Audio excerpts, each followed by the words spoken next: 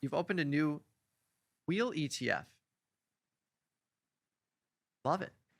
Yeah, Incredible. first of all, as we were kind of talking too on the intro, I kind of found Tasty in the very early days and really resonated. Like these people are kind of my jam, right? And you guys as well. Now cranking Whitney Houston on the break there, or at the end of the last session. I love this, but yeah, I found Tasty in 2012. I was trading intraday futures, really trying to just teach myself derivatives.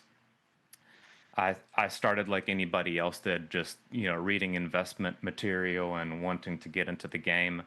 And when I found Tasty, again, I'm a turbine engineer by trade, so the math of options just kind of clicked, and it's been all options ever since then. So taught myself, you know, kept growing in the derivatives world, taught myself the options game, and through Tasty's help, continued that education.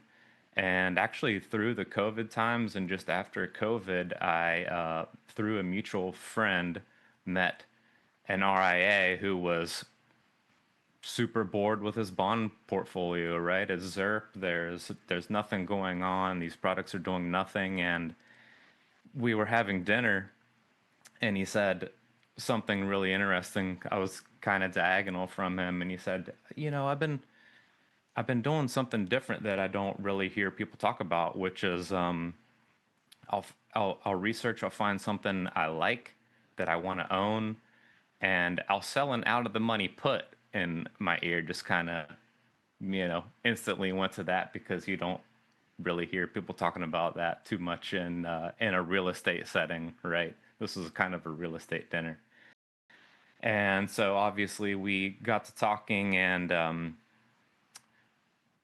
kept chatting with him, and we realized that it'd be really great to work together. And so in late or early 22, the first piece of advice we got was to start a GIPS compliant track record.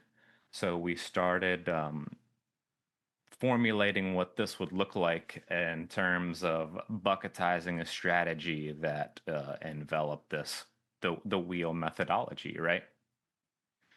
And so did a ton of back testing, did lots of forward testing in this fund, and then in mid 2024, we were lucky enough to launch WEEL on the NYSE. So it's been pretty exciting.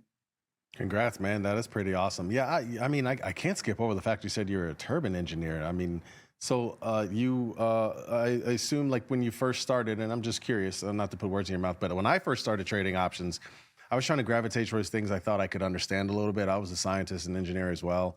And so Yeah. I kind of did a lot of like, oil related stuff, nat gas, gold and silver. I mean, did you start out trading like Boeing and other names like that? And if so, like, what do you think Oh, about SpaceX absolutely. right now? Absolutely. I started individual names. We actually started that hedge fund product with individual names. And over time, it kind of morphed into how do we really dampen this risk, right? How do we, when you look at in a name like SpaceX, that there's unbelievable volatility in there right now. You can look at uh, if you wanted to sell a put, you say, "Oh man, look at this great annualized return I'm getting here," right? But when it comes to holding ourselves out publicly and wanting to really seek to kick a nice dividend, which is the play for our fund, it's in the derivative income category. We're seeking to dampen that return, so we're sticking to um, more of the sector ETFs. So that is kind of how we're strategizing and really keeping the dampened move of the product. A SpaceX could have some headline risk in there where Elon wakes up tomorrow and says we're delayed a month, et cetera. That news is going to drive that name down. Whereas in optionable sector ETFs, if you get that kind of move, it's really not going to be as exacerbated as the individual name. Tell us kind of like if you could briefly kind of tell us that process of like getting an ETF to go to market? Like, I don't imagine that's easy. Like, what's that It's process? If brutal. you could briefly tell us. Yeah, it's brutal. I don't recommend it. I also had I had the chance to talk to Tony a couple weeks ago, and he said, "I bet you just miss clicking a button and the trade going through." And I said, "Yes, absolutely. Like there's such a compliance process to bet. the actual trade, even just step A through Z to get the trades to go through, right?" But yeah, launching was fun, but it was a ton of work. Absolutely. Jeez. Yeah, I saw a tweet yesterday. It was unrelated about a football fantasy company, but he was like, the most important thing I've learned in business is once you have outside capital or you're raising capital, things just get a lot harder because you have It's a lot a of different compliance. game. Yeah, it's totally a different game. It's a different game. Yes, sir. 100%. But yeah, I think it's really interesting that you can trade the individual names, but the more serious you get with larger amounts of money, like the more it's easier to just gravitate towards the sector indices like SPX, NDX, or the futures. Like Jamal and I have continuous positions on in MES and MNQ, and I've said it time and time again, Absolutely. like these are just the easiest trades in the world to manage because even on the worst days, the percent change is 2%, 3%. Where in equity world, like Exactly. you get 3% in an hour.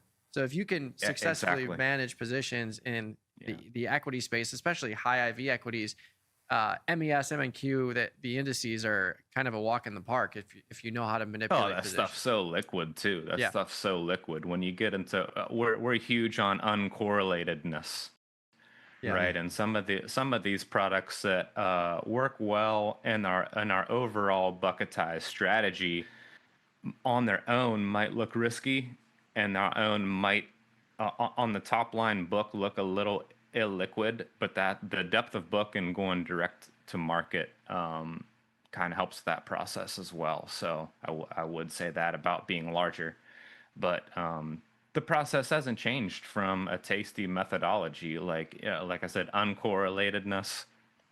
Look for something that's going to again dampen the move in the overall portfolio, and again just attempt to get some yield there and have this as a differentiated component of a portfolio. Love it. Well, Rob, it's been a pleasure chatting with you.